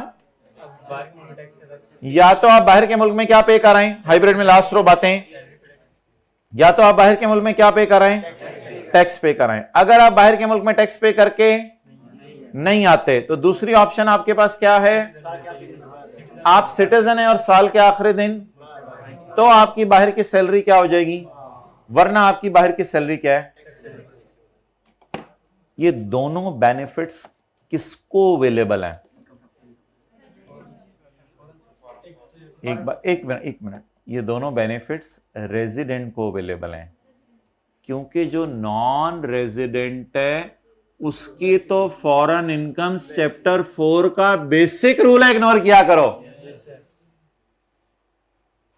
ये जो फॉरेन इनकम्स माफ होती है ना, ये माफ रेजिडेंट्स को होती हैं, नॉन रेजिडेंट को तो फॉरेन इनकम चैप्टर 4 ने ही माफ कर दी हुई है। ये जितनी भी फॉरेन इनकम की एग्जेम्पशंस है ना, ये रेजिडेंट्स को अवेलेबल है, नॉन रेजिडेंट को फॉरेन इनकम्स की तो एग्जेम्पशन चैप्टर 4 नहीं दे दी हुई है। ये जो होता नहीं, ये शर्त पूरी करो, ये शर्त पूरी करो तो फॉरेन इनकम माफ करा लो, ये किनको अवेलेबल होता है बेनिफिट? नॉन रेजिडेंट को चैप्टर 4 में पहले दिन पढ़ा था, दूसरे तीसरे दिन हमारी क्लास थी, हमने पढ़ा था नॉन रेजिडेंट की फॉरेन इनकम को देखा भी नहीं करना। तो एक बंदा है पाकिस्तान में 5 दिन रुका और बाकी दिन बाहर नौकरी की, तो इसके लिए तो ये प्रोविजन है ही नहीं। क्या मैं सोचूं इसकी फॉरेन सैलरी माफ है या नहीं? ये 2 रूल क्यों नहीं लगेंगे? एक बंदा 5 दिन पाकिस्तान में रुका और 300 दिन बाहर के मुल्क में जाके नौकरी की, इसके लिए फॉरेन सैलरी माफ है या नहीं है? ये वाले 2 रूल लगेंगे, या इसके लिए फॉरेन सैलरी माफ है या नहीं है, इसके लिए कोई 2 रूल लगाने की जरूरत नहीं, चैप्टर 4 ने इसकी फॉरेन सैलरी माफ की हुई है। ये बात कितने को समझ आ गई? तरह हाथ खड़ा करके बता दें। ये जो फॉरेन इनकम में माफ होती है ना कुछ शराइत पूरी करके, वो सिर्फ किन के लिए माफ होती हैं? जो रेजिडेंट्स हैं, जो हैं ही नॉन रेजिडेंट, उनकी तो फॉरेन इनकम में माफ ही माफ है। तो अब मुझे बताएं, रेजिडेंट की फॉरेन सैलरी कब माफ होती है? नॉन रेजिडेंट तो चैप्टर 4 में माफ है। ये देखें, एक बंदा नॉन रेजिडेंट है और क्या कमा रहे हैं? Foreign salary. चैप्टर 4 क्या कह रहा है? Not taxable. समझ आ गई बात? अच्छा, एक बंदा क्या है? रेजिडेंट है, वो फॉरेन सैलरी कमा रहा है, तो इससे आपने क्वेश्चन 1 क्या पूछना है? और बोले ना, फॉरेन टैक्स आपने पे किया है या नहीं किया, ये सवाल पूछना है। और अगर ये वाला उसने नहीं पे किया तो एक और सवाल भी पूछ सकते हैं, वो क्या? तुम सिटीजन हो और स्टेड अब्रॉड, यानी बाहर ही रहे साल के आखिर दिन। ये सवाल किन से पूछने हैं? ये जरा आज एक बेसिक बात लिखें और ये साथ वाले के मथे पे लिखें। उसका मथा खाली है आज, ना के आया, जुमे का दिन है, मथा खाली है उसका। याद है आपको लेक्चर 1 टैक्स शेयर की डेफिनेशन आए थे, आज से पढ़ेंगे। रशीद वो दिन वापस आ जाना, तो मैं पहले दिन से सारा साथ साथ पढ़ूंगा दूसरे लेक्चर में।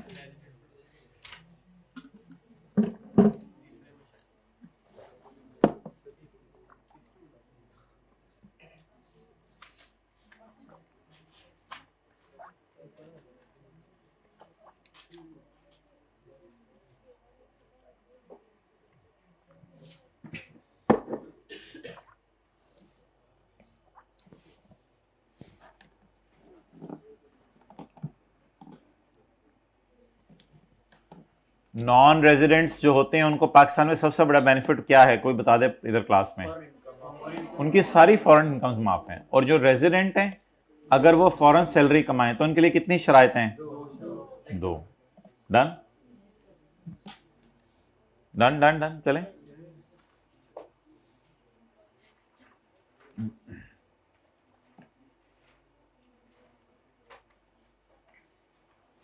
अच्छा जी, Akbar, a Pakistani citizen, worked at ABC Pakistan Limited, an unlisted public company and a wholly owned subsidiary of ABC International, which is based in USA. ये citizen है, which is based in USA. Akbar की engagement was formed through a 2-year agreement. इसको 2 साल का agreement है. Akbar, a Pakistan citizen, worked at ABC, an unlisted company, work कर रहे unlisted company में जो कि एक सब्सिडरी है एबीसी इंटरनेशनल की, जो यूएसए की कंपनी है। और अकबर की एंगेजमेंट में था कि 2 साल अगर तुम पाकिस्तान में काम करते हो तो एक तुम्हें बेनिफिट अवेलेबल है कि 2 साल बाद हम तुम्हें यूएस से बुला लेंगे, यानी बंदा अपना ही है। तो 2 साल इधर काम करो, वो इशरा में रहता था, 2 साल इधर काम करो, मुझे कैसे पता इशरा में रहता था, पढ़े पहली line. Akbar a Pakistan citizen, नहीं सिटीजन से नहीं पता चलता, आगे चले। Worked at ABC, an unlisted company which is based in USA. तो यूएसए की कोई कंपनी है, उसकी छोटी कंपनी में काम कर रहा है, उसकी एंगेजमेंट में लिखा होता है अगर 2 साल इधर काम कर देते हो तो हम तुम्हें आइंदा के लिए फिर कहां बुला लेंगे, USA. The 2-year period ended on 30 सितंबर 22। 30 सितंबर 22 को 2 साल उसके एंड हो गए। तो इसका मतलब है जुलाई, अगस्त और सितंबर का महीना ये कहां रहा, पाकिस्तान में। भाई अब सिटीजन है, दोनों क्राइटेरिया लगाने हैं। And Akbar left for USA on यकम अक्टूबर, यकम का दिन भी डाल दें क्योंकि जाने का दिन भी डाला जाता है। And he left for USA on यकम October to continue his employment in USA as per, उसको लालच ये दिया था कि 2 साल इधर काम कर लो फिर तुम्हें यूएसए बुला लेते हैं। समझ आ गया। On 15 February 23 he resigned from USA. ओहो, तो यूएसए में अक्टूबर में कितने दिन होते हैं, 31। एक ऊपर डाल दिया, एक ऊपर डाल दिया। अच्छा, एक पे काम करे, महीना लिख के आगे दिन लिख रहा है, तो आप लोग भी महीना लिख के आगे दिन लिखिएगा, यानी ऐसे दिन गिनिएगा, अक्टूबर के इतने, नवंबर के इतने। समझ आ गई। मैं महीना लिखे बगैर दिन गिन रहा हूं। अक्टूबर, नवंबर में, दिसंबर में, 15 फरवरी तक पूरे कराने ना, दिसंबर में, जनवरी में, फरवरी में, 15। On 15 he resigned and joined DEF in UK under an employment agreement. UK. अब 16 फरवरी से गिनना शुरू करें।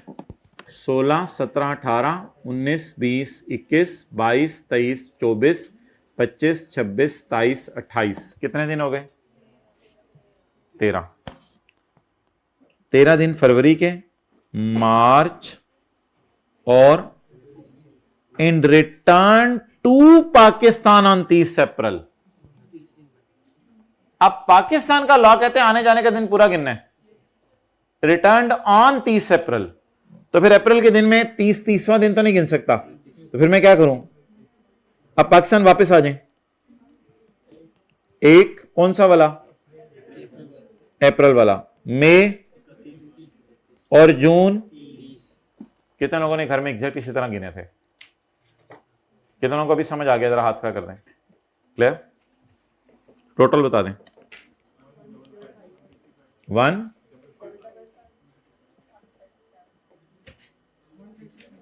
130,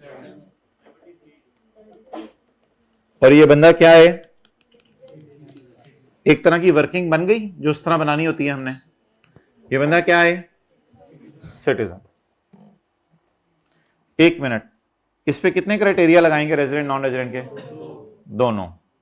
क्या ये बंदा पाकिस्तान में 183 डेज से रुका, बोले एज पर फर्स्ट क्राइटेरिया, अभी सब्र कर जाना, नोट कर लीजिएगा, he is non resident. However we will apply the second criteria as well. अब मेरे सवाल सुनिएगा और इंशाल्लाह डायरेक्ट जवाब बताइएगा, डायग्राम खोले वगैरह बड़े हो गए हैं।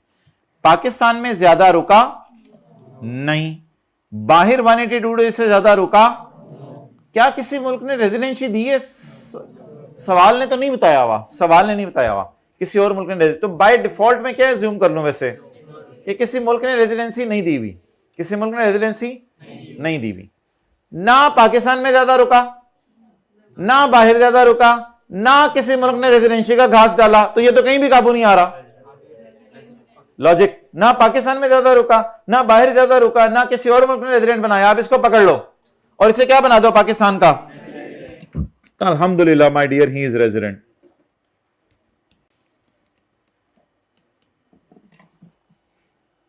लेकिन छोटी सी assumption दे सकते हैं, assuming he is not declared resident।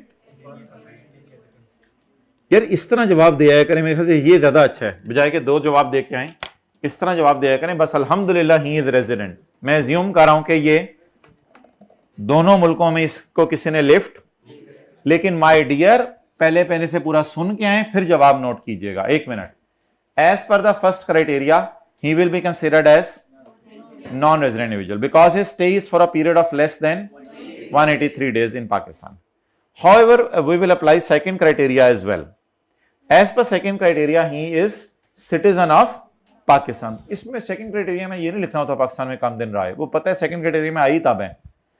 As per second criteria, he is citizen of Pakistan and he has not stayed in any other country for more than 183 2, वहां 2 है, वहां 3 नहीं है। He has not stayed in any other country for more than 182 days. Therefore, he will be considered as, now उन्होंने घास डालना, therefore he will be considered as resident,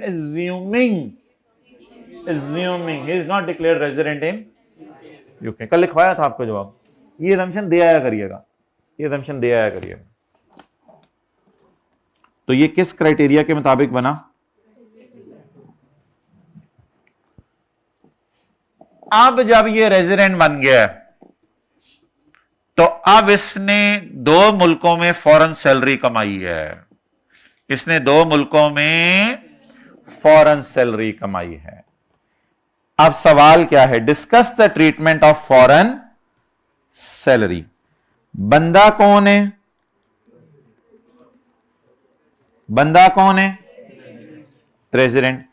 एक इसने इनकम फ्रॉम सैलरी कमाई है पाकिस्तान में, एक इसने कमाई है यूएसए में, और एक इसने कमाई है, क्या नीचे वाली ऊपर वाली सैलरी टैक्सेबल है? इस पे उसने कमेंट भी नहीं मांगा, ये मैं न्यूमेरिकल सॉल्व कर रहा हूं इसका। ऊपर वाली टैक्सेबल है, क्या नीचे वाली 2 सैलरियों को न्यूमेरिकल में ऐड करके लेस करें तो फिर एग्जेम्प्ट समझ रहा हूंगा मैं, और नीचे वाली 2 सैलरियों को या ऐड ही किया रहने दे और टैक्सेबल करें। डन। तो इसमें अब हम जवाब देके आते हैं। लिखें जी answer.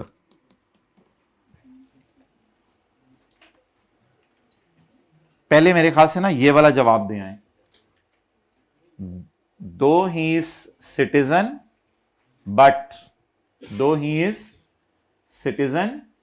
But not stayed outside Pakistan at end of year. भाई वापिस आ गया ना, दो ही इज सिटीजन, बोले ना दो ही इज, और यार वो याद है या सैलरी के याद कराऊं? ये पॉइंट्स याद है? फॉरेन सैलरी कब माफ होती है माय डियर? अगर तो टैक्स पे कराओ बहुत अच्छी बात है, और अगर टैक्स पे करके ना आओ तो फिर ये वाली ऑप्शन अवेलेबल है, लेकिन ये वाली ऑप्शन तो सिरे से ही निकल गई। क्यों?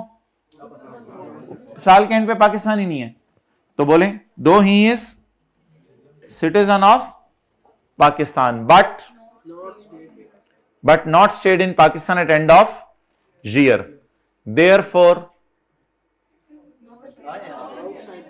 Not stayed not stayed outside, sorry मैंने कहा आपकी शक्लें क्यों बन रही हैं, not stayed abroad, though he is citizen but not stayed abroad, so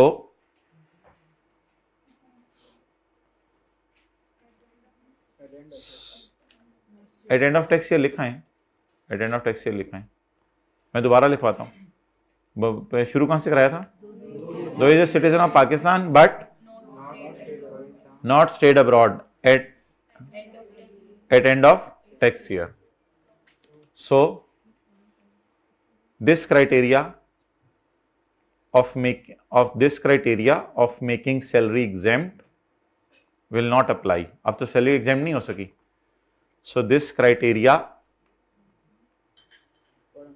for making salary exempt will not apply. ये criteria तो नहीं लगेगा फिर. अब क्या करें?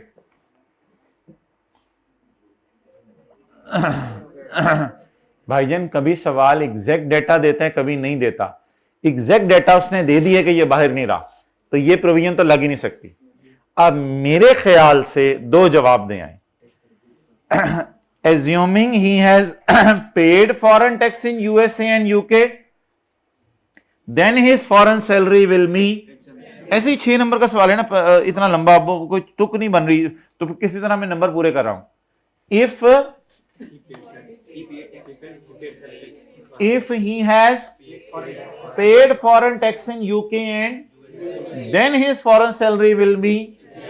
However, if he has not even paid the tax there, then his salary will be taxable. तो फिर उसकी सैलरी. अच्छा, ये वाला तो पॉइंट मैंने लिख के एग्जामिनर को बता दिया, लगना ही नहीं. यहां पीछे लगना कौन से, उसने फॉरेन टैक्स पेड का बताया ही नहीं. बोंगा एग्जामिनर, उसने ये वाला पॉइंट लगाने के लिए डेटा नहीं दिया, ये पॉइंट लगाने के लिए डेटा दिया है. क्यों? पाकिस्तान वापस आ गया. ये पॉइंट पूरा लग रहा है, अल्लाह का शुक्र है, लेकिन लग के एग्जेम्प्ट नहीं हो रही सैलरी. लेकिन ऊपर वाला पॉइंट मैं लगाता हूं, पेपर में डेटा नहीं दिया हुआ, अजम्पशन लगा के लगाता हूं. लेकिन further, if we assume that he has paid tax in UK and USA, दोनों जगह सैलरी कमाई है, foreign salary. Further, if we assume that he has paid foreign tax,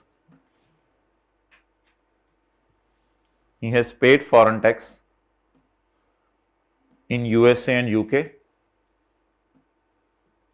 फिर क्या करें? Then his foreign salary will be. अब खत्म करें बात को. अदरवाइज टैक्सेबल लिखाएं या पूरी बात लिखाएं. अदरवाइज टैक्सेबल बिल्कुल चलेगा, कोई मसला ही नहीं. वो तो मैं बात करता हूं, अगर बताता हूं. Otherwise it is taxable.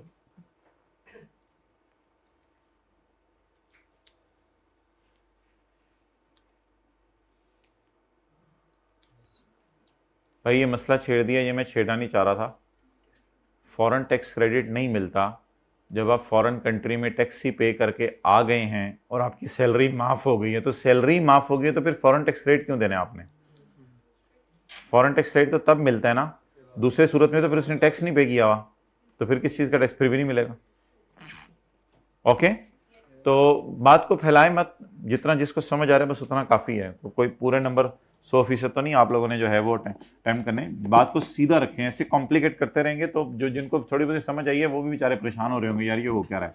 तो इसलिए keep it simple, but you can ask question individually. अच्छा, तो मोहतरम अब डिसाइड क्या हुआ है? डिसाइड ये हुआ है कि पहले डिटरमिन किया करेंगे बंदा रेजिडेंट है या, और उसके बाद डिसाइड किया करेंगे कि अच्छा, असल में रेजिडेंट नॉन रेजिडेंट बनने के लिए भी 2 रूल हैं और सैलरी माफ करने के लिए भी. हमने खींच तान के दोनों रूल लगा के माफ कराने की कोशिश करनी है माय डियर. पेपर में हर तरह का पसीना निकला है हमारा सैलरी माफ कराते कराते. इतना हमने सोचना है, हमने सोच के सैलरी माफ करानी है, उसको बेनिफिट देना है. यहां आए खुदा के लिए माफ कर दो सैलरी, उसने कहा नहीं हो पाकिस्तान. हम फिर साइड पे हट गए, यार खुदा के लिए मेरी सैलरी माफ कर दो, यार ऐसा ना करो. फिर इस पॉइंट में आए, इस पॉइंट ने कहा अगर टैक्स पे किया है तो माफ कर दो. हमें मिला ही नहीं सवाल में, तो फिर एज्यूम करके एज्यूम थ्योरी के सवालों में तो दोनों सिनेरियो डिस्कस हो सकते हैं. अगर ऐसा, वो तो न्यूमेरिकल होते हैं जिसमें नहीं लिखा होता कि क्या कहते हैं प्रोविडेंट फंड रिकॉग्नाइज है या अनरिकॉग्नाइज, तो हम एज्यूम करते हैं रिकॉग्नाइज्ड है. लेकिन अगर थ्योरी का सवाल हो तो हम लिख के आ सकते हैं अगर प्रोविडेंट फंड रिकॉग्नाइज्ड है तो ये ट्रीटमेंट है, अगर प्रोविडेंट फंड अनरिकॉग्नाइज्ड है तो ये ट्रीटमेंट है. न्यूमेरिकल सवालों में जब 2 तरफ जा सकें तो एक तरफ असम्पशन लेनी पड़ती है, लेकिन थ्योरी के सवालों में जब 2 तरफ जा सकें तो दो तरफ जा सके, फिर क्या करना मुनासिब होता है, फिर दोनों साइडें लिखें, दोनों साइडें लिखें। अच्छा जी, चैप्टर नंबर निकालें 15। हमारी दूसरी क्लास होगी इंशाल्लाह 2 बजे से लेके 2:20-25 2:30 तक, क्योंकि कुछ की FR2 की भी है उधर सर उमेर की, तो 2:20-25-30 तक होगी। थोड़ा सा मैंने चैप्टर 15 की रिवीजन करानी है, फिर हम इंशाल्लाह, हाँ अपलोड होगी यार, अपलोड होगी। बस मुझे थोड़ा सा टाइम दे दो, क्लास के बाद पूछ लो सवाल, 6 मिनट रह गए हैं। मैंने 2 पास पेपर के सवाल कराने हैं जो बहुत दिनों के रहते हैं, और मुझे पता है बेस्ट जजमेंट की 2-3 लाइनें भी रहती हैं, वो भी मैंने करानी है।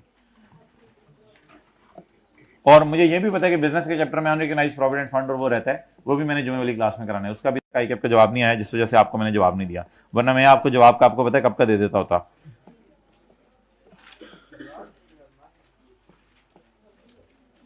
बीच में कुछ हल्का फुल्का मैंने आपको इन्वॉल्व करना हुआ तो व्हाट्सएप ग्रुप के जरिए इन्वॉल्व करूंगा, लेकिन ज्यादा ना इन्वॉल्व हो जाइएगा। Question number 6, question number 7। My dear, 2 notice हम देख के आए थे, एक हमने नाम दिया था फर्स्ट नोटिस, एक का नाम दिया था सेकंड नोटिस। उन नोटिस को मैं रिवाइज कराने लगा हूं। ये नोटिस पेपर में पकड़े जाने का खतरा है कि ना पकड़े जाएं, बाकी नोटिस इंशाल्लाह पकड़े जाएंगे। बिल्कुल सिलेबस कंप्लीशन का ऐलान जुमे की क्लास के बाद किया जाएगा। किसी बंदे ने यह नहीं समझना कि हर एस्पेक्ट से चीजें मुकम्मल हो चुकी हैं। अच्छा, my dear, my Bablu, my भालू, माय मोटू, आप तशरीफ ले आए पेज 336 पर, ना तशरीफ लाएं।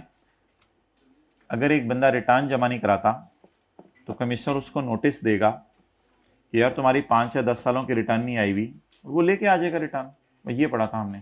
तो ये नोटिस होगा to demand return, notice to demand return. एक नोटिस हमने पढ़ा था कि रिटर्न आ गई है, आपको कल अपील्स की समरी पहुंच गई है घर व्हाट्सएप पे, ओके। एक नोटिस पढ़ा था हमने कि ऑनलाइन वालों अगर अपलोड नहीं हुई तो आप उनको बता दें, कल वो जो डायग्राम मैंने दिखाई थी। अच्छा, एक नोटिस हमने और पढ़ा था, वो शायद आपको याद हो। वो नोटिस हमने ये पढ़ा था कि आपने रिटर्न जमा करवा दी है, लेकिन आपकी रिटर्न माय डियर इनकंप्लीट है। तो उसमें कमिश्नर आपको कह रहा है कि डेफिशिएंसी पूरी करो। क्या शेंसी पूरी करो? डेफिशिएंसी पूरी करो। वो हमने पढ़ा था यहां पे। वो फिर 180 दिनों में आपने पूरी करनी होती है। 180 दिनों में सॉरी, कमिश्नर ने आपको कहना होता है पूरी करो, फिर आप बाद में पूरी करते हैं। वो नहीं लिखा हुआ कितने दिनों में।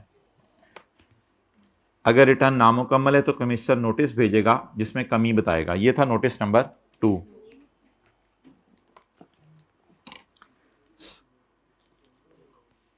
मैं कोशिश करूंगा संडे तक ना चैप्टर 14 के हर सेक्शन में से सवाल बना दूं, यानी सेक्शन 114 में से क्या सवाल आते हैं, सेक्शन 115 में से क्या सवाल आते हैं। समझ आई बात?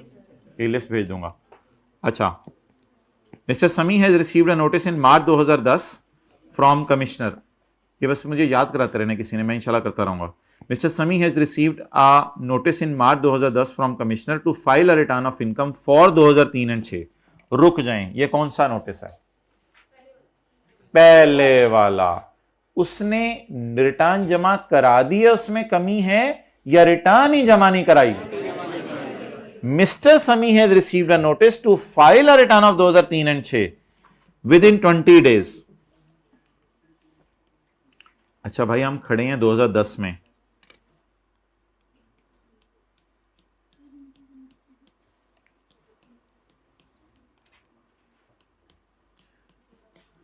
जनरल रूल क्या है? पिछले 5 सालों के रिटर्न मांगे या पिछले 10 की? जनरल रूल 5 है, लेकिन जो जालिम मुसलसल 5 जमा ना कराए उससे कितने सालों के मांगी जाए? 10 सालों की। Within 20 days of receiving the notice, in your capacity, advise following issues. Is Commissioner justified in issuing the notice? Yes, Commissioner is justified in issuing the notice. Commissioner notice issue करने में जस्टिफाइड है। Page 336 में हमने पढ़ा था, अगर एक बंदा रिटर्न जमा ना कराए तो कमिश्नर उसको नोटिस भेज के कह सकता है कि रिटर्न जमा कराओ विद इन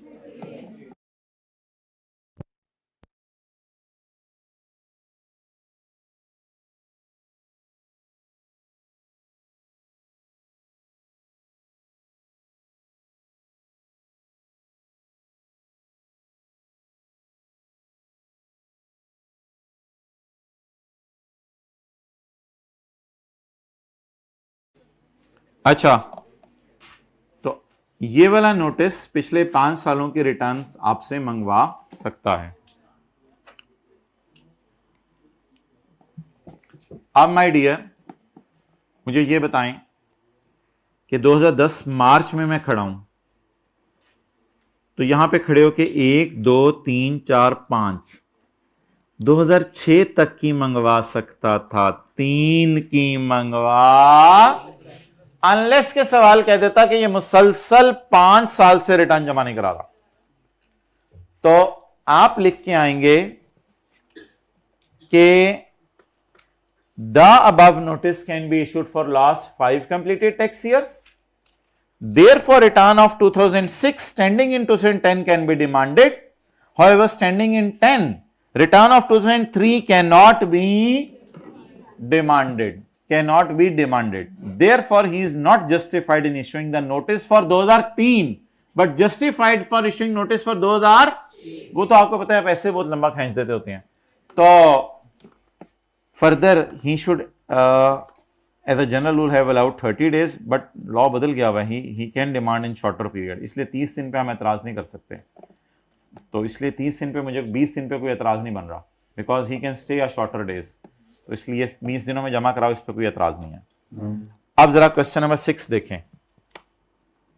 नोमानी इंडस्ट्रीज ने अपनी रिटर्न 30/7 की जमा कराई है 31 दिसंबर 7 को, भाई इस पे हमें कोई एतराज नहीं, क्योंकि कंपनीज ने कब रिटर्न जमा करवानी होती है भाई, ईयर एंड क्या है हमारा 30 जून 2007, इसकी रिटर्न इन्होंने कब जमा करवाई है 31 दिसंबर 2007, यानी टैक्स ईयर 2008 के साल में। चुप करो भाई। On 15 January 2009, on 15 January 2009 officer ने नोटिस इशू किया है, भाई अब ये नोटिस पता नहीं कौन सा है, मुझे देखने दें। ऑफिसर ने नोटिस इशू किया है requiring the company to file the audited, तुम मुझे ऑडिटेड फाइनेंशियल स्टेटमेंट्स जमा करो, ये नोटिस आया। आप बताएं क्या रिटर्न जमा करा दी हुई है या रिटर्न ही जमा नहीं कराई? अगर रिटर्न जमा करा दी हुई है तो मुझे तो ये लग रहा है कि ये वाला नोटिस है कि रिटर्न इज इनकम्प्लीट, उसमें क्या है ऑडिटेड फाइनेंशियल स्टेटमेंट नहीं है, तो बता दें क्या ये रिटर्न मुकम्मल है या नामुकम्मल? मुझे लग रहा है दिस रिटर्न इज इनकम्प्लीट। तो अब सवाल है, अगली लाइन ना पढ़ें, अब सवाल है when a return is considered incomplete, incomplete वो आपको मैंने पढ़ाया हुआ है। Is officer justified in issuing the notice, explain, इसके जवाब में हम 120 का 3 लिख के आएंगे। अच्छा अब जाके देखते हैं, इफ रिटर्न इज नामुकम्मल commissioner can issue a notice to tax payer informing deficiencies and will order him to provide the missing information, और उसे कहेगा तुम मुझे क्या प्रोवाइड करो, मिसिंग इंफॉर्मेशन। अब माय डियर मुझे बता दें मिसिंग इंफॉर्मेशन इसने प्रोवाइड करनी है तो उसके लिए क्या करें? Is officer justified in issuing the notice, जल्दी बताएं। ही is not justified because 180 days में कर सकता था, 180 डेज 27 दिसंबर को खत्म हो चुके हैं, 180 डेज 27 दिसंबर को खत्म हो चुके हैं। मैं जरा देखता हूं दिन कहां से गिनने होते हैं। जिस साल मैंने रिटर्न जमा कराई है उस फाइनेंशियल ईयर के एंड से 100, हाँ इनकम्प्लीट रिटर्न की डेफिशिएंसी पूरी ना करो, आप ऑडिट वगैरह करो, शो कॉज नोटिस इशू करो, अमेंडमेंट करो, उसमें हमें एतराज नहीं है, लेकिन तुम ये वाला सेक्शन अगर लगाना चाहो तो माय डियर सॉरी, ये नहीं लग सकता। बताएं जी हमारा फाइनेंशियल ईयर कब एंड हो रहा है जिसमें मैंने रिटर्न जमा करवाई है? 30 जून 2008 के बाद अगर कोई अच्छा सा बच्चा गिनना शुरू करे 30 जून 2008 के बाद 180 डेज, तो मैंने आपको गिनवा दिए हुए हैं, ये लैप्स हो जाएंगे 27 दिसंबर 2008 को। ये तो टैक्स ईयर 2009 चल रहा है ना, तो टैक्स 2009 का मतलब है कि 2008 यकम जुलाई से शुरू हो चुका हुआ है। तो 27 नवंबर 2008 को दिन लैप्स हो जाएंगे। Therefore commissioner should have demanded the incomplete data by 27 December. So commissioner is late, he is not justified in issuing the notice. बाकी अगली रिक्वायरमेंट इंशाल्लाह अगली क्लास में पढ़ते हैं। सर जी